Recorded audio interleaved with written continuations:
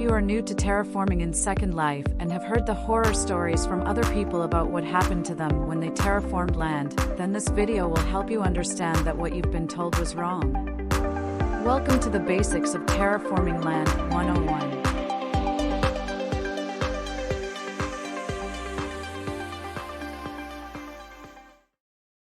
Greetings and welcome to another video. In this video, I'm going to do something. Yeah, I normally do things in my videos. Yes, this is going to be an educational video, a little tutorial, an updated tutorial on my favorite thing to do, terraforming. Yay! I'm going to show you the absolute basics of terraforming. Yay! All right, let's get to it. So, this is my homeland. And all right, well, my ship's going to take this space here. And what do we want to do with it? What can we do with it? How about we not do anything because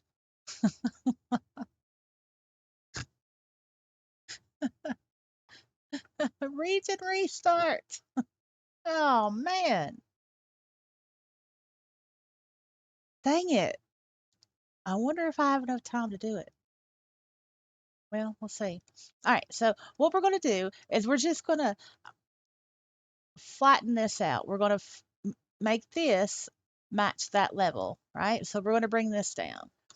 So you want to go into the edit terrain box and you want to select the land that you want to edit.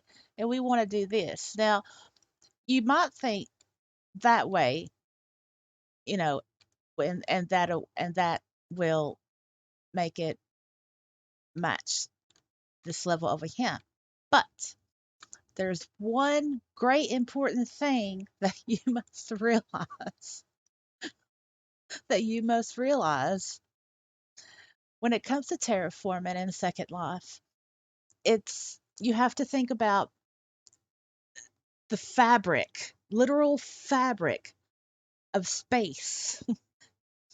when you have when you have a round table and you have a round tablecloth on it, and if you just wanted to scrunch up the middle of it, well, when you do that, when you scrunch up the middle of the tablecloth, it's going to pull a little bit from the sides. You may not notice it, but there will be enough tension from the scrunching of the fabric in the middle of the table to affect the sides of the tablecloth. And so, oh no, I'm not going to be able to do this before the restart. I'm going to have to pause video and get out of here. Alrighty, let's try this again, shall we? Right. Okay, so where we left off before, we want to make this level here down to match this flatness here. So we just want to make it flat. So that means bringing this hill down. Now, going into the edit terrain box here, you have your radio buttons, you have your select land, that's obvious. You have flatten. You would think that it flattens, but this is what happens. All right, so we'll select the land and I'll just do it. Actually, yeah. So flatten and then you hit apply.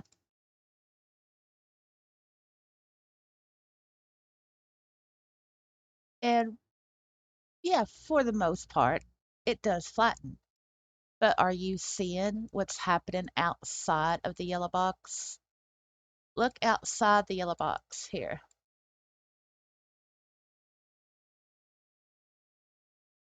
Do you see that things outside of the yellow box are being manipulated as well?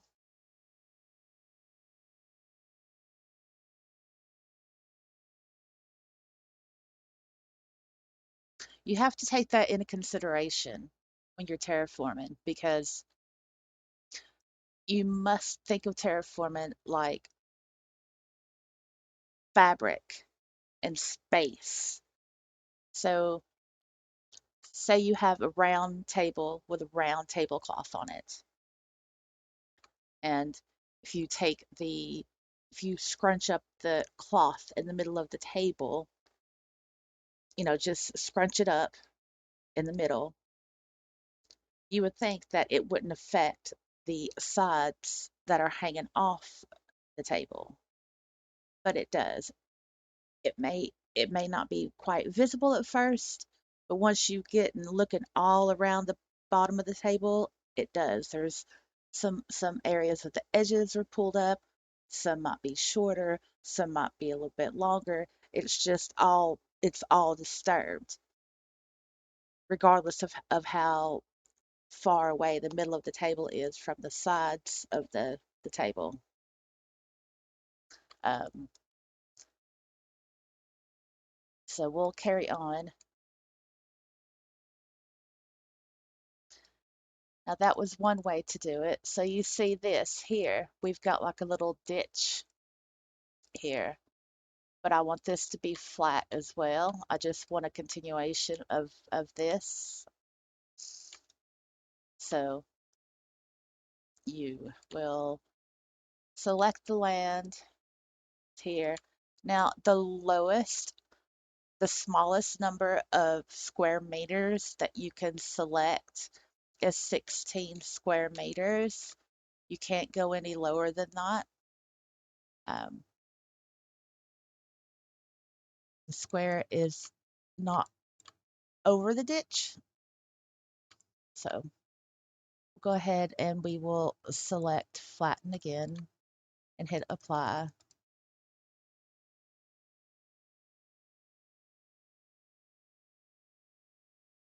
Now you see even this part that was outside of the yellow box, it was still affected. And so it's bringing up that hole. It's flattening it, but it's bringing it up. That's the thing with flatten. i- It's easy to automatically assume that flatten will just lower and flatten. It depends on the state of the what it depends on the state of the terrain in the first place as to if it'll go up or if it'll go down, but it will flatten sometimes. It takes longer because of the shape of the land or whatever land you selected. So you see we're making some progress here, but I want all of this to look like that. So let me move over here and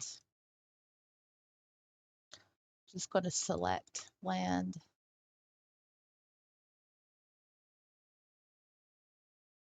And then we're going to do flatten.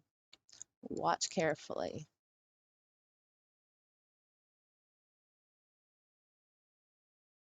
See what's happening? It's bringing it up to flatten. See, it's flattening the top, but it's having to pull up land from the bottom to be able to maneuver it. And then when it does get flattened, it will move down a little bit, but it won't be lowered. That's why you have a separate tool for that in the lower selection here. Okay, so that's looking great, but wow, look at this. Got more work to do. Yeah, and you do. So Now, I'm trying to go gentle on you. So you just want to select land and you just want to include what's already done and what just got done. Don't listen to my words, just watch the mouse because sometimes I'm not going to make sense. All right, so we want to go with flatten again. You want to hit apply. Now you can see that it's starting to even out, right? While this side is not being messed with at all much.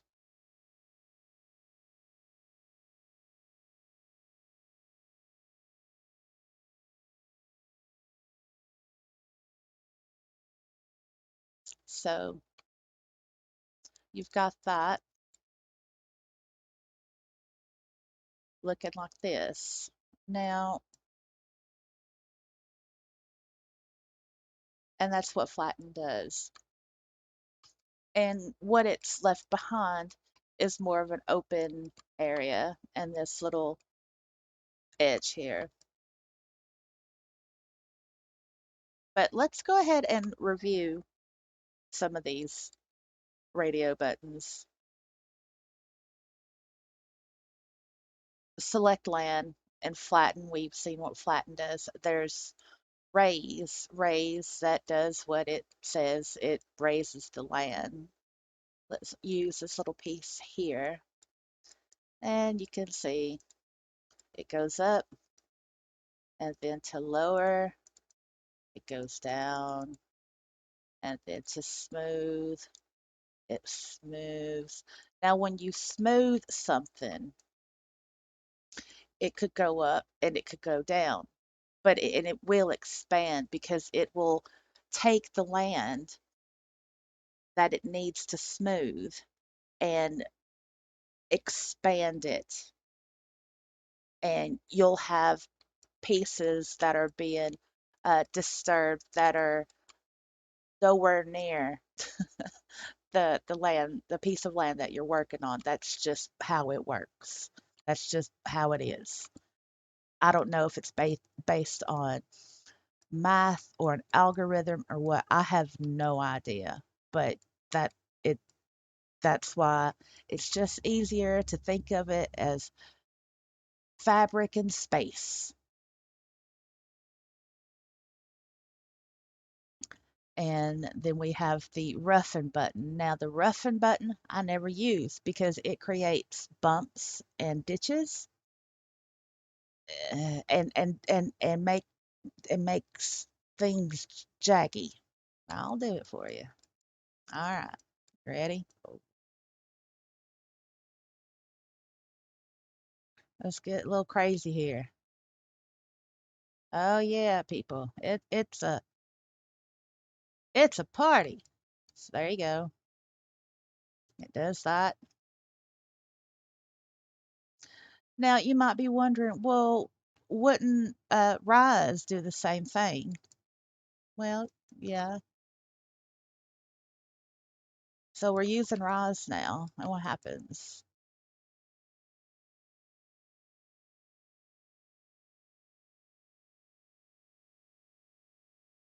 Yeah, it does the same thing,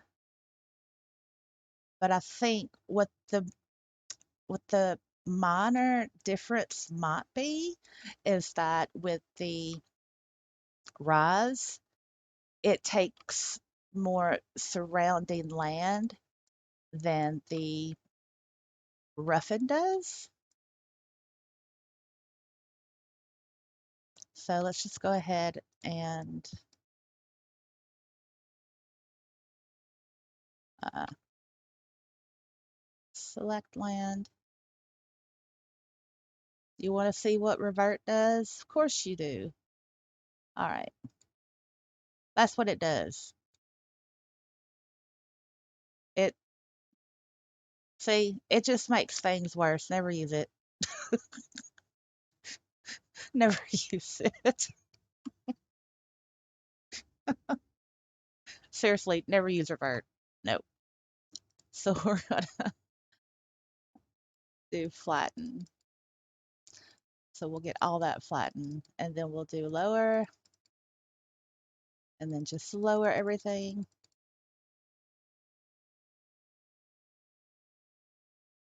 And then we'll do another flatten.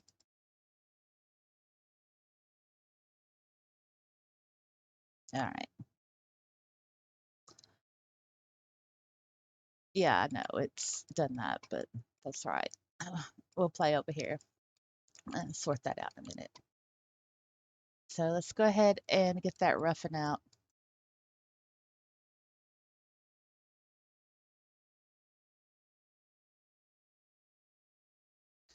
Yeah, I think the difference is,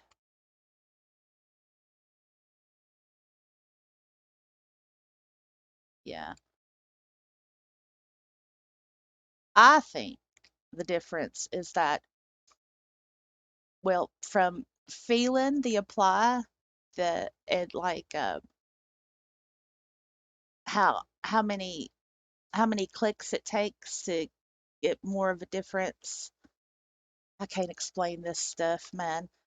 um,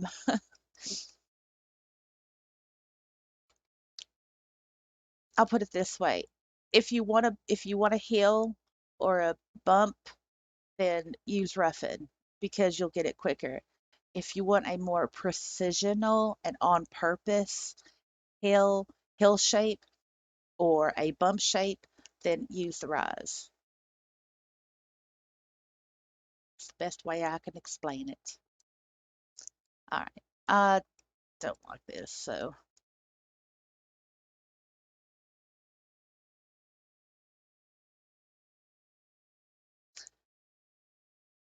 now you have the bulldozer size and strength.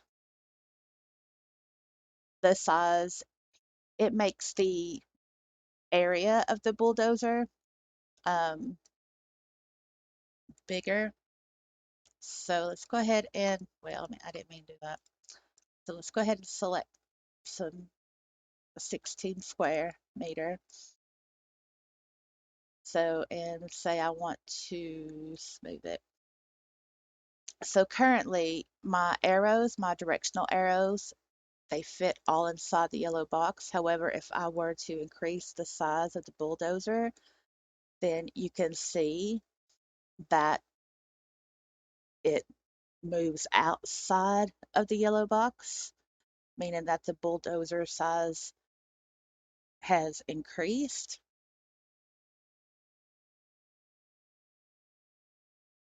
And as you can see, it's affecting things outside of the yellow box. So I just like having all my directional arrows inside of the yellow box. That's just me because I tend to do more precisional terraforming type of things.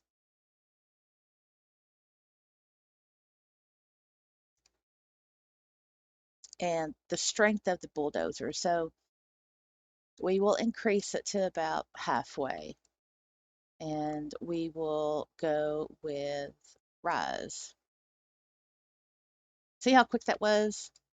So the strength, just think of it as speed because the more strength, then it's not going to take as many clicks as it would if it was on a lower strength. Look at that. Let's do that again. And we'll do that. And we will we will raise this one. I know rise is R-I-S-E, raise. Uh, Look at that. That took me 3 clicks. Whereas if I was on a lower strength, it would take me far more than 3 clicks. Whee!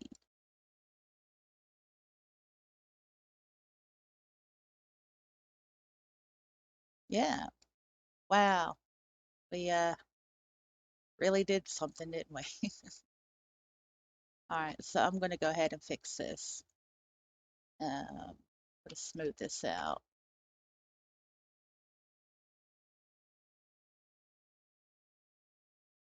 I didn't change the bulldozer strength. So, and I didn't select land either. I'm just doing it freestyle.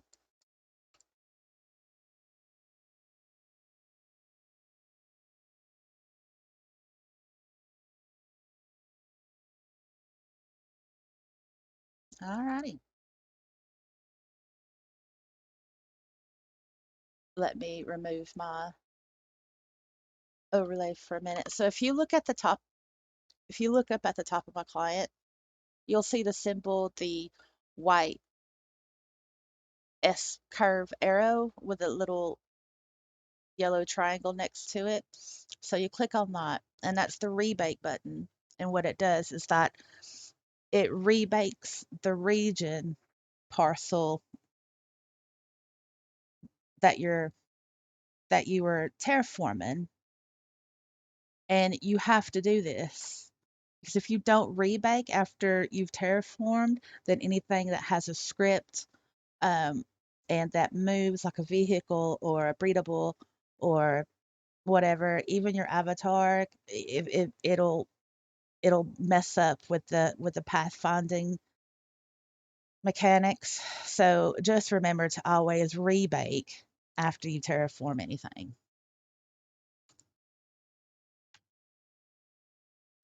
And this is what it looks like now. See, even that cliff is gone. Remember there was a cliff here?